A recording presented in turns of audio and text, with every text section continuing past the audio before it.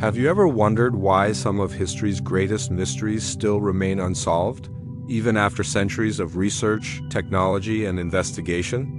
Why do these questions keep haunting us, refusing to give us closure?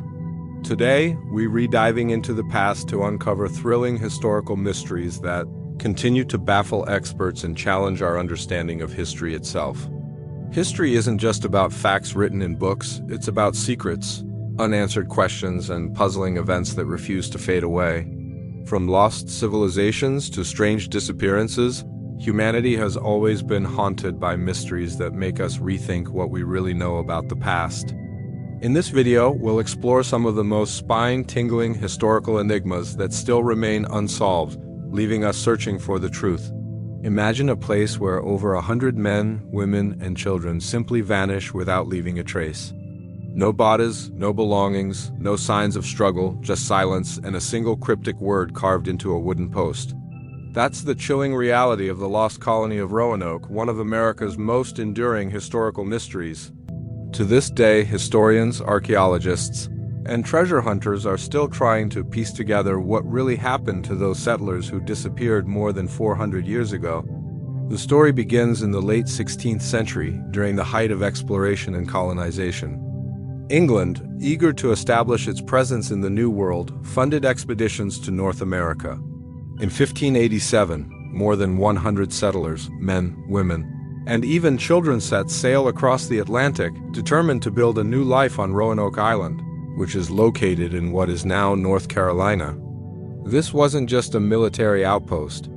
It was intended to be a true colony, a place where families could thrive and build a future. Their leader, John White, was an experienced navigator and governor appointed to oversee this bold endeavor. But almost immediately, things began to go wrong. The settlers faced challenges with food supplies, uneasy relations with local indigenous tribes, and the harsh realities of carving out a life in unfamiliar territory. Within just a short time, it became clear that they were struggling to survive. Governor John White made the difficult decision to return to England to gather more supplies, promising to come back quickly and rescue the colony from its hardships. Here's where the mystery truly begins. John White's return was delayed not by weeks or months, but by years. England was locked in a bitter conflict with Spain, the famous battle involving the Spanish Armada. Ships were needed for war, and voyages to the New World were postponed. It wasn't until 1590, 3 long years later, that White finally returned to Roanoke Island, desperate to see his family again and deliver much-needed supplies to the settlers he had left behind. But what he found, or rather, what he didn't find, would haunt history forever. The colony was deserted. The homes had been dismantled, not destroyed, but carefully taken down, as if the settlers had chosen to relocate rather than being attacked. There were no bodies, no graves, and no signs of a struggle. The only clue left behind was the word Crotohun, carved into a wooden post, and the letters Crow carved into a tree nearby. What did it mean? Croton was the name of a nearby island, as well as the indigenous people who lived there. Did the settlers merge with the Croatoans for survival? Did they move to the island in hopes of finding safety and food? Or was this word a desperate clue left behind in their final moments? John White wanted to investigate immediately, but a powerful storm forced his crew to abandon the search and return to England. He would never again see his family or the colony he once governed. From that moment forward, the fate of the lost colony became one of history's greatest unsolved riddles. Over the centuries, theories have piled up like layers of dust over a forgotten book. Some suggest the settlers were attacked and wiped out by hostile tribes, though the lack of evidence makes this questionable. Others believe they attempted to sail back to England on their own, but perished at sea. Then there's the more fascinating possibility that they assimilated with local tribes, blending into indigenous communities so completely that their European origins were eventually obscured. Archaeologists have uncovered tantalizing clues. Tools, pottery fragments, and other artifacts found miles from Roanoke suggest that survivors may have moved inland. Some native oral histories even describe the presence of pale-skinned, light-eyed individuals who joined their communities long ago. Still, no definitive proof has ever emerged to close the case. DNA testing, while attempted, has so far not delivered a conclusive answer. The word Croatoan itself has taken on a life of its own in popular culture. It appears not just in history books, but in ghost stories, novels, and even TV shows, symbolizing the chilling sense of absence and the unknown. It has become more than a clue, it's become a haunting symbol of how much of the past remains just out of reach. What makes the story so gripping is not just the disappearance itself, but the emotional weight behind it. These weren't faceless explorers or nameless soldiers. They were families, parents, children, people with dreams of building a new life across the ocean. Their sudden vanishing raises not just historical questions, but deeply human ones. What would drive an entire community to dismantle their homes and leave everything behind? What desperate choices did they make in those final days before they disappeared from history? The Lost Colony of Roanoke reminds us of how fragile early attempts at colonization were, and how the line between survival and disappearance was razor thin. And yet, despite centuries of searching, no one can say for sure what truly happened. Every discovery only deepens the intrigue, leaving us with more questions than answers. Hidden away in a library for centuries, there exists a book that seems to defy reason itself. A book written in a language no one can understand, filled with strange illustrations of plants that don't exist, astronomical charts that don't match our skies, and bizarre human figures immersed in mysterious rituals.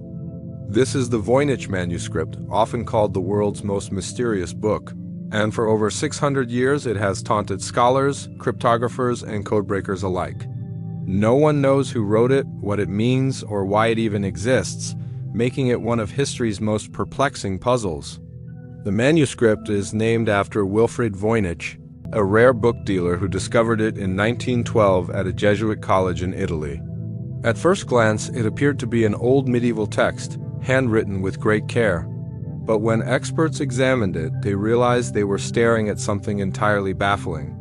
The manuscript is about 240 pages long, though some believe it may have originally contained even more. Its pages are filled with strange looping script written in an unknown alphabet, unlike anything found in any known culture or civilization. It flows like a language, complete with repeating patterns and grammatical structures, yet no one has ever managed to translate a single sentence.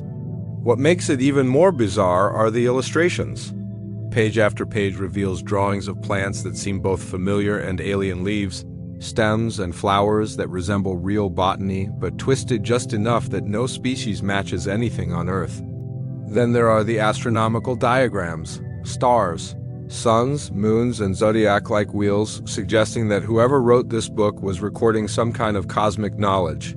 But the most unsettling are the human figures. Small, naked women drawn in strange pools of liquid, connected by tubes and pipes, as if part of some forgotten ritual or scientific experiment. The images give the manuscript an almost otherworldly quality, as though it were a message not meant for human eyes. Naturally, people have tried to crack its code for centuries. Some of the greatest cryptographers in history, including those who broke military codes during World War II, attempted to decipher it.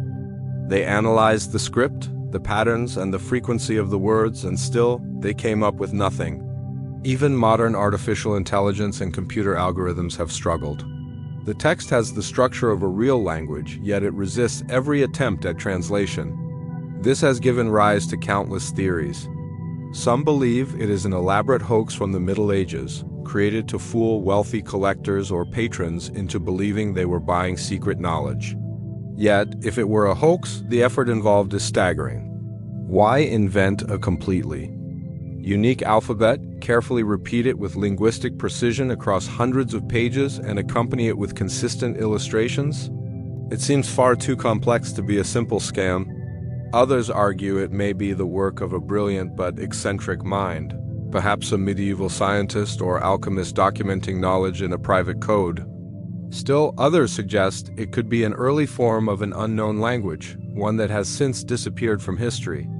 And then, of course, there are the more sensational theories, claims that the manuscript is of alien origin, or that it contains mystical knowledge deliberately hidden from humanity. The manuscript's physical age has been tested through carbon dating, which places it firmly in the early 15th century. around the year 1404 to 1438. That means it is no modern forgery. The ink and parchment are authentic to that era, proving that the mystery stretches back to medieval Europe. But beyond that, the trail runs cold. No author's name, no known references in any other text, no hint of where it was written or why. What fascinates scholars is that the Voynich Manuscript almost seems alive. It adapts to every attempt to solve it. A researcher proposes a theory, and then another detail in the manuscript undermines it. Some claim to have decoded individual words or phrases, but none of these breakthroughs have ever been universally accepted. It's as if the book mocks our efforts, guarding its secrets behind a veil of symbols no one can pierce. And while many mysteries in history eventually yield to time and technology, this one only grows stranger. Every attempt to solve it seems to deepen its enigma. For readers who open its pages, there is a haunting sense of looking into another world, a world where knowledge was preserved, but its meaning has been locked away forever. Even now, the Voynich Manuscript sits in Yale University's Beinecke Rare Book Library, carefully preserved but no closer to being understood than it was when Voynich first uncovered it. Experts visit, photographs are published online, and enthusiasts around the world attempt their own amateur translations, but the riddle remains unbroken. Each strange plant, each mysterious star chart, each cryptic line of text continues to whisper a message that no one can hear. Picture the gaslit streets of London in the late 1800s. The fog hangs low, shadows stretch across narrow alleys, and footsteps echo in the silence of the night. This was Whitechapel, a poverty-stricken district where crime was rampant, life was harsh, and danger lurked around every corner. It was here, in 1888, that an unknown figure began a reign of terror that would shock the world. A figure history would remember only by a chilling name, Jack the Ripper. Jack the Ripper wasn't just any criminal. He became a legend of horror, not because of how many lives he took, but because of the way he killed the fear he created, and the fact that more than a century later we still don't know who he was. His victims were women, many of them, struggling to survive in the slums of London, working as prostitutes just to earn enough for a night's shelter. Between August and November of 1888, 5 of these women were brutally murdered in a manner so gruesome that newspapers at the time described the killings as some of the most shocking crimes ever seen. What set Jack apart was his sheer brutality. Each murder was marked by horrifying precision, as though the killer had knowledge of human anatomy. Victims were not only killed, but mutilated in ways that suggested skill with a knife, sparking speculation that Jack could have been a surgeon, a butcher, or someone with medical training. These killings weren't random acts of violence. They carried a terrifying method, a signature that made London tremble. The press quickly seized upon the story. Newspapers, desperate to sell more copies, sensationalized the murders and gave the killer his infamous nickname, Jack the Ripper. Letters claiming to be from the killer flooded newsrooms, some written in taunting tones, others smeared with red ink that mimicked blood. While many were likely hoaxes, one letter in particular, known as the From Hell letter, stood out. It arrived with half of a preserved human kidney, believed by some to be from one of the victims. Whether authentic or not, the letter cemented Jack's image as not just a murderer, but a monster who played with the public's fear. What made the case so haunting was not just the brutality, but the failure to catch him. London police launched one of the largest investigations of the time, interviewing hundreds, following endless leads, and offering rewards for information. Yet Jack always seemed to be one step ahead, striking quickly and then vanishing into the night without leaving a trace. Witness descriptions were vague, often contradictory, and evidence in the 1880s was nowhere near the forensic science we have today. Without fingerprints, DNA testing, or modern investigative tools, the case grew colder with every passing week. As the killings stopped as suddenly as they began, speculation about Jack's identity only grew. Was he killed? Did he flee the country? Or was he someone respected and powerful enough to walk away unnoticed? Over the years, theories have ranged from famous artists and doctors to members of the British royal family. Some even believe Jack was a woman, cleverly hiding behind the assumptions of male violence. Every theory seemed plausible, yet none have ever been proven. The fascination with Jack the Ripper has never faded. Books, films, documentaries, and endless debates keep the story alive, as if society is still desperate to solve the puzzle. And in many ways, Jack wasn't just a killer, he was a mirror reflecting the anxieties of Victorian London. His crimes exposed the dark underbelly of a city where the rich lived in luxury while the poor barely survived. Whitechapel was overcrowded, filthy, and plagued by disease, making it the perfect hunting ground for a predator who knew his victims wouldn't be missed by society's upper classes. Jack's legacy wasn't just murder, it was the way he revealed the inequality and neglect festering within the city. Modern technology has been turned on the case, with DNA tests attempted on artifacts linked to the murders. Some studies have claimed to identify possible suspects, such as Aaron Kosminski, a Polish barber living in Whitechapel at the time. But none of the evidence has been conclusive enough to end the debate. Each time a new name surfaces, another researcher comes forward to disprove it, leaving the mystery as tangled as ever. What remains is the chilling thought that Jack the Ripper might have simply blended back into the crowd, disappearing into the fog like a ghost. He could have been a neighbor, a worker, or even someone respected in the community, living out the rest of his days with a terrible secret that no one ever uncovered. That possibility that such horror could exist right next to ordinary life may be why this mystery refuses to fade. Jack the Ripper's story endures because it sits at the crossroads of fear, fascination, and frustration. Fear of the unknown, fascination with the brutality and skill of the killings, and frustration that even with all our advancements in technology and research, we are still no closer to unmasking the figure who terrorized London's streets. The case stands as a haunting reminder of how fragile justice can be, and how some mysteries are destined to remain unsolved, no matter how desperately we search for answers. There's a patch of ocean in the western Atlantic that has gained a reputation unlike any other. A place where ships vanish, planes disappear, and entire crews are swallowed up without leaving a single trace. It stretches between Miami, Bermuda, and Puerto Rico, forming a rough triangle across the sea, and for decades it has been whispered about with fear and fascination. This is the Bermuda Triangle, often called the Devil's Triangle, a region shrouded in myth and mystery where the line between science and the supernatural blurs. The story of the Bermuda Triangle truly began to capture public imagination in the mid-20th century, but strange tales stretch back much further. Early explorers, including Christopher Columbus himself, reported odd occurrences while sailing through these waters. Columbus wrote of strange lights in the distance, erratic compass readings, and mysterious flames in the sky. For a man who charted the unknown, even he seemed unsettled by this stretch of ocean. Those early accounts planted the seeds of fear that grew into the legend we know today. One of the most famous disappearances was Flight 19 in 1945. 5 U.S. Navy bombers were on a routine training mission when their compasses began to malfunction. The pilots became disoriented, flying further out to sea. Radio transmissions grew panicked, with one pilot reportedly saying, "Everything looks strange, even the ocean." Eventually, contact was lost and all 5 planes vanished. A rescue plane sent to find them also disappeared without a trace. In the end, 6 planes and 27 men were gone, swallowed by the triangle as if they had never existed. But Flight 19 is just one case among many. Ships like the USS Cyclops, a massive naval cargo ship carrying over 300 men, disappeared in 1918 without sending out a single distress call. Entire crews of merchant ships have been found missing, their vessels adrift and intact but eerily empty, food left on tables and lifeboats untouched. Even in modern times, small aircraft vanish while flying through the area, sometimes without any radar evidence of what went wrong. So what makes this part of the ocean so treacherous?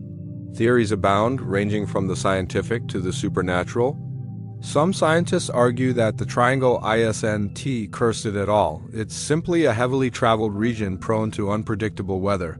Sudden storms, rogue waves, and powerful Gulf Stream currents could easily overwhelm ships and planes. Others point to the possibility of methane gas eruptions from the seafloor. Huge bursts of gas could reduce the density of the water, causing ships to sink instantly, while also disrupting engines and aircraft flying overhead. Yet these explanations don't satisfy everyone because so many of the disappearances seem to defy logic. Compasses reportedly spin without reason. Instruments malfunction. Pilots lose all sense of direction even on clear days. This has led to more fantastic theories. Some believe the Bermuda Triangle is a gateway, a kind of portal where the laws of nature break down, transporting ships and planes into another dimension. Others connect it to the lost city of Atlantis, imagining that some ancient technology hidden beneath the waves interferes with modern machines. The paranormal angle has only fueled public fascination. Stories of UFO sightings, strange lights in the sky, and even encounters with otherworldly beings have all been linked to the triangle. While skeptics dismiss these accounts as exaggeration or fabrication, they remain woven into the legend. The Bermuda Triangle has become less of a location and more of an idea, a symbol of humanity's fear of the unknown, the vast and uncontrollable forces of nature, and the possibility that we are not alone. What makes the Bermuda Triangle so enduring is the sheer number of stories, each one adding to the mystery. A single disappearance might be explained by weather, human error, or equipment failure. But dozens of vanishings across centuries, often under strange or unexplainable circumstances, create a pattern that is harder to ignore. Even insurance companies once considered the area high risk, and maps labeled it with warnings, feeding into its dark reputation. Modern skeptics argue that the triangle may not be more dangerous than any other busy stretch of ocean. With heavy ship traffic, constant air routes, and unpredictable storms, accidents are statistically bound to happen. They claim the legend is more about storytelling than reality, exaggerated by writers and filmmakers who turn the triangle into a cultural phenomenon. And yet, the mystery persists, because no matter how much science tries to explain it, people can't shake the chilling allure of a place where entire vessels vanish without a trace. Standing at the edge of the Bermuda Triangle, staring out at its endless waters, it's easy to understand why this place has haunted the imagination for so long. The ocean itself is a mystery vast, uncharted, and powerful beyond human control. The Bermuda Triangle takes that mystery and amplifies it, turning natural dangers into legendary puzzles. It reminds us how little we truly command the elements, and how quickly human technology, no matter how advanced, can be rendered useless against the forces of nature or something far stranger. History isn't just a record of what we know. It's also a collection of what we don't, the unanswered questions that echo across centuries and refuse to fade away. From the vanished settlers of Roanoke to the indecipherable pages of the Voynich Manuscript, to the shadowy figure of Jack the Ripper and the endless depths of the Bermuda Triangle. Each mystery stands as a reminder that the past is not fully ours to control. We pride ourselves on progress, on technology, on uncovering the truth. Yet here are stories that still defy explanation, stories that no amount of science or investigation has been able to fully solve. They linger, not just in the history books, but in our collective imagination, reminding us that some corners of the past are still cloaked in darkness. And perhaps that's why we can't let them go. Because deep down, we are drawn to mystery. We crave the thrill of the unknown, the possibility that behind every unanswered question lies a truth stranger than fiction. These puzzles haunt us not because they are unsolved, but because they remind us how much more there is left to discover. The past is alive with secrets, and the more we search, the more it whispers back. Maybe one day the answers will come. Or maybe these mysteries will remain forever, daring us to wonder and keeping us looking deeper into history's shadows.